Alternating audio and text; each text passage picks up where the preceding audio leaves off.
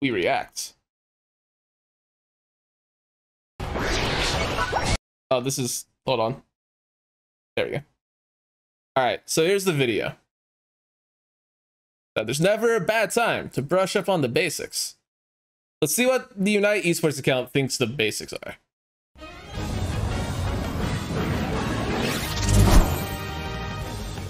Hey fellow Pokemon trainers! Welcome back to Pokemon Unite. Now we're going to cover the map layout, features, and key objectives. Okay. Remote Stadium, the crown jewel of Eos Island. There can be a lot to take in here for a new trainer, so let's go over key areas, mechanics, and objectives to get the most out of your game. Okay. Ew, mobile. Disgusting. Let's start by talking about key features of the map. You'll notice the stadium is divided into 3 major sections: a top path, a bottom path, and a central area. True. At the start of a game, your team will split off to control these areas by Lane defeating Zard, wild what the Pokemon hell? and gaining experience. Be sure to utilize different aspects of the map, like tall But they say grass do Rotom to hide first. from opposing Pokemon. Apparently they don't even and talk jump about pads like to quickly what they do. traverse I to don't know. other areas. Apparently this is really bad. Each team has 5 goal zones. As you may know, True. this is where you dunk your Eos energy. Experience share? Bulbasaur? Why? You're teaching people these things. Goal zone, your Pokemon will gain a shield, a movement buff, and What are you heal doing? slowly over time, making combat more favorable for your team to ward off opposing Pokemon. Also, Okay. when multiple friendly Pokemon are in your enemy goal zone, you and your team will score faster. That's good. That's actually, you know what? I'm glad they put that in. But that's Most people not don't know the that. only way to give your team an edge in battle. Let's take a look at the rest of the map and talk about key objectives. Take note of the very top, middle, and bottom portions. Oh god, I talked about top first. This is where Rotom, Zapdos, and Dreadnought will spawn, and they give huge benefits to your team if One of them you manage does. to defeat them. Let's start at the top. Jungle This is Rotom. Snorlax. Cute little guy, isn't he? Rotom spawns No. when there's 7 minutes left in the match. Talking about Defeat Rotom it, first. and it will make its way towards an enemy goal. But be aware, the enemy team can knock Rotom out before it gets to their goal. Once Okay. Don't do this. No. Ignore that thing. That thing bad. Literally better if other team take, because you'll get auto. Literally bad. Rotom bad. it arrives, it will score your team up to 20 points and charge the goal for a limited time. Always that dread means your first. team will be able to score goals without the need to charge your Unite Ball, scoring Yes. instantly. So Plus, helpful. The enemy team will no Not at all longer useless. be able to heal or gain shields in their zone for the duration that the goal is charged.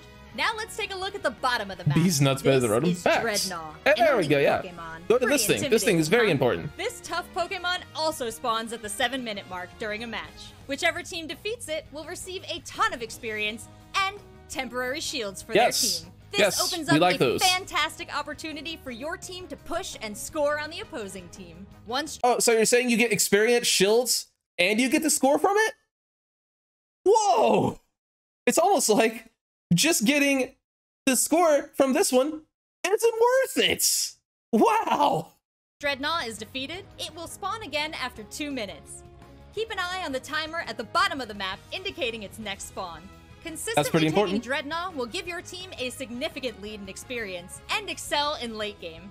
Speaking of which, once there are 2 minutes left in the match, Zapdos will spawn Wow, in the these legendary clones are getting pit. stomped. This Can't is even break often top lane, the climax yikes. of a match. Taking Zapdos will grant the player that knocked it out 30 Eos energy, and 15 Eos energy 10 will seconds be left, distributed not to even each worse. teammate still left in the fight.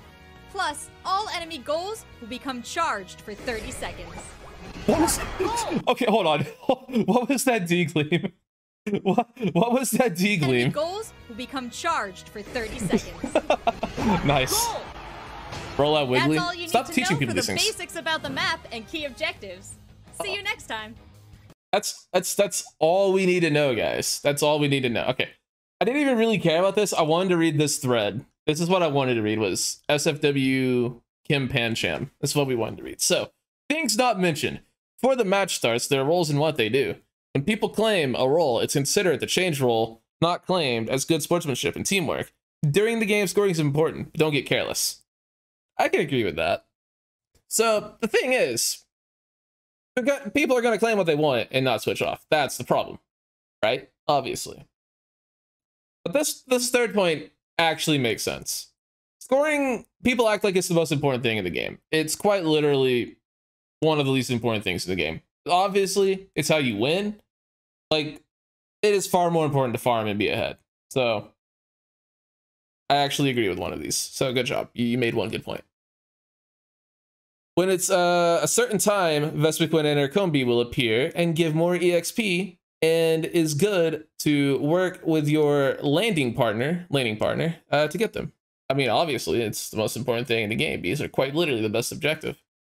So it's 850, 720, 550, 420, and then 3 minutes. Those are B timers. There you go. You have a mini map that will show you and your team enemies if they are in range. Yes, there's a mini map. Congratulations. When the 7-minute mark hits, it's a good decision to work as a team to go to one of the objectives. No, it's a good decision to go to bottom lane to fight for Dreadnought. That's the good decision. Staying top lane is literally throwing. All right, 420B is best. True. When your goal or enemies' first 2 goals are destroyed, Espeon and Combi will spawn so your enemies can catch up. I'm not sure how it works. So if you break top, they spawn on their side, right? Like, it's whoever breaks first is where they spawn. But I just had them spawn in the middle when ours wasn't broken. Maybe. Well, most people won't go for Dread if their bot is broke. I don't understand it either. Like, yeah, it's just bottom line, play for Dreadnought. Until Dreadnought's gone, go to Dreadnought. That's the best advice I can give anyone playing this game. I don't actually know how B spawns work after getting something broken, because honestly it feels like it's random. There is like a science to it and a way it actually works, but I can't fucking figure it out. All right, when there's about 3 minutes left in the game, it's best to hold onto your unite move, because there usually is a big fight when Zapdos appears. True. Never unite under 3 minutes. Ever, ever, ever. The earliest I'd say you can unite is like 2:15. 2:15 and under, you're pretty fine to do it, because that's basically Zap fight anyway and people are gonna die, unless you're Pika.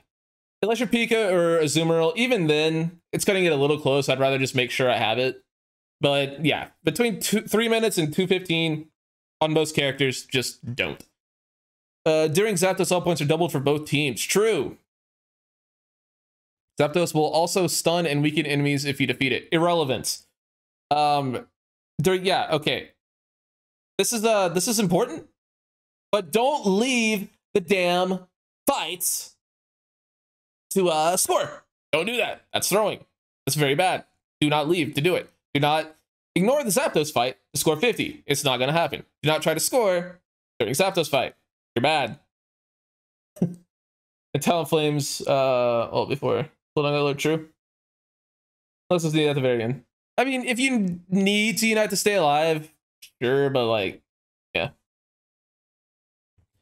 It's best to just die most of the time. Unless it's under like 230. Like if you want to survive, whatever. It doesn't really matter. If you're ahead, it's best not to attack Zapdos first. True. Never attack Zapdos first unless you see that there are multiple enemies not there.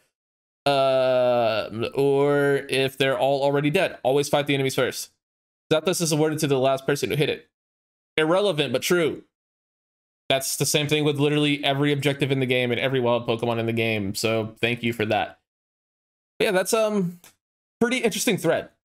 Should we see if there's anything else fun here? Let's see. My esports account tweeting this. I feel like people who follow this account know how to play the game. Okay, dude, yeah. Half the player base still doesn't show up to a goddamn thing, and like to be split aside. If anything, this should show this more. Agreed. This guy, Black Bearsick, you get it. I like you. You get a like. On a 20-hour-old tweet. Don't steal your jungler's farm. If you're a jungler, don't steal your laner's farm. Situational. I guess this fixes matchmaking. Matchmaking is fine. Oh, hot take. False. We got to tell him the score's double in the last 2 minutes. That's... No. Don't need to tell him that. Agreed. Find a little good advice for you guys. Look into the game again. I'm experiencing it. Shut up. least some people to shove this at this and going to score at 2 minutes or farming camps. True.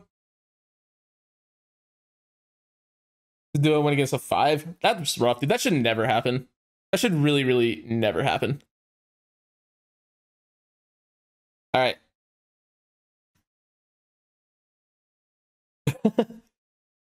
Anyway, that's a little thread, and that's probably a little YouTube video. So, hope you guys enjoyed that. I'm going to play more games now on stream. Twitch.tv/ImJBWestside. Come hang out.